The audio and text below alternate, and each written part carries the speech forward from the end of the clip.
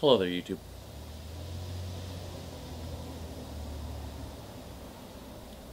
I was just reading my book here. The Best of Robert Service. Yes, it's that time again.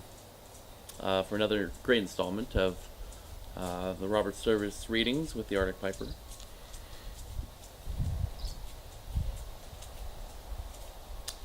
Today, you'll be reading the shooting of Dan McGree.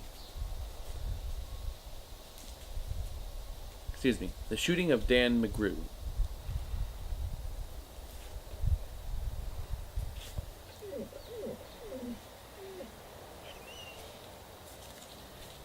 A bunch of the boys were whooping it up in the Malamute Saloon.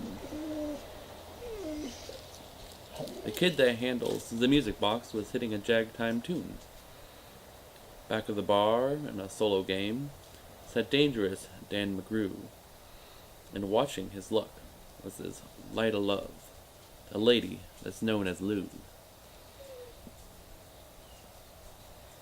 When out of the night, which was 50 below, and into the din and the glare, there stumbled a miner, fresh from the creeks, dog dirty, and loaded for bear. He looked like a man with a foot in the grave and scarcely the strength of the louse. Yet he tilted a poke of dust on the bar, and he called for drinks for the whole house. There was none could place the stranger's face, though we searched ourselves for a clue. But we drank his health, and the last to drink was dangerous Dan McGrew. Those men that somehow just grip your eyes and hold them hard like a spell. And such was he, and he looked to me like a man who lived in hell, with a face most hair, and the dreary stare of a dog whose days is done. As he watered the green stuff in his glass, and the drops fell one by one.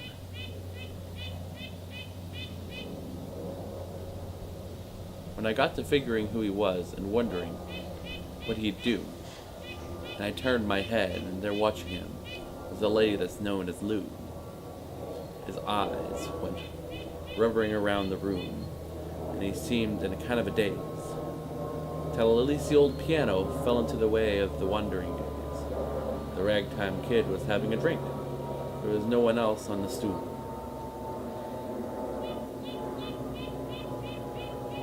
So the stranger stumbles across the room and flops down there like a fool. In a buckskin shirt that was glazed with dirt, he sat, and I saw him sway. Then he clutched the keys with his taloned hands. My God! But that man could play.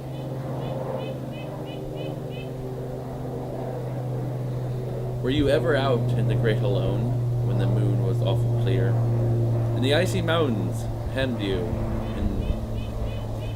and with a silence you most could hear, with only the howl of a timber wolf, and you camped there in the cold, a half-dead thing, in a stark, dead world, clean mad for the muck called gold. While high overhead, green, yellow, and red, the northern lights swept in bars. Then you've hunch what the music meant, hunger and night and the stars.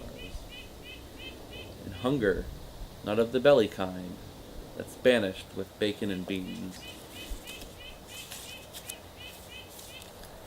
but the gnawing hunger of a lonely man for a home and all that it means, for a fireside far from the cares that are four walls and a roof above. But oh, so crampful and cozy joy, and crowded with a woman's love. A woman dearer Then all the world and the true heaven is true. God, how the ghastly she looked through her ruff. The lady that's known as Lou. Then all on a sudden, the music changed, so soft you could scarcely hear. But you felt that your life had been looted clean of all that is once held dear. That someone had stolen the woman you loved, and her love was devil's lie. That your guts were gone, and the best of you was to crawl away and die. It's the crowning cry of a heart's despair, and it's thrilled you through and through. I guess I'll make it spread misery, said Dangerous Dan McGrew. The music almost died away, then it burst like a pent-up flood, and it seemed to say, "Repay, repay." My eyes were blind with blood. The thought came back of an ancient wrong, and it stung like a frozen lash. And the lust awoke to kill, to kill. Then the music stopped with a crash, and the stranger turned his eyes. They burned in most peculiar way. In a buckskin shirt that was glazed with dirt, he sat, and I saw him sway. Then his lips went in a kind of grin, and he spoke, and his voice was calm. "And boys," he said, "you don't know me, and none of you care a damn. And boys," says he, "you don't know me, and none of you care a damn. But I want to state, and my words are straight, and I'll bet my poke they're true, that one of you is a hound of hell, that one is Dan McGrew." Then I ducked my head, and the lights went out, and the two guns blazed in the dark. And a woman screamed, and the lights went up, and the two men lay stiff and stark. Pitched on his head and pumped full of lead was Dangerous Dan McGrew, while the man from the creeks lay clutched to the breast of the lady that's known as Lou. These are the simple facts of the case, and I guess I ought to know. They say that the stranger was crazed with hooch, and I'm not denying it so. I'm not so wise as the lawyer guys, but strictly between us two. The woman that kissed him and pinched his poke was the lady that's known as Lou.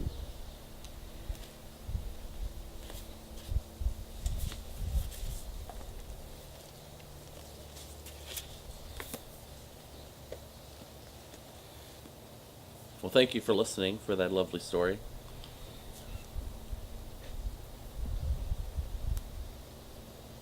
I should have more great Alaskan stories coming up soon. But for now, I'll leave you.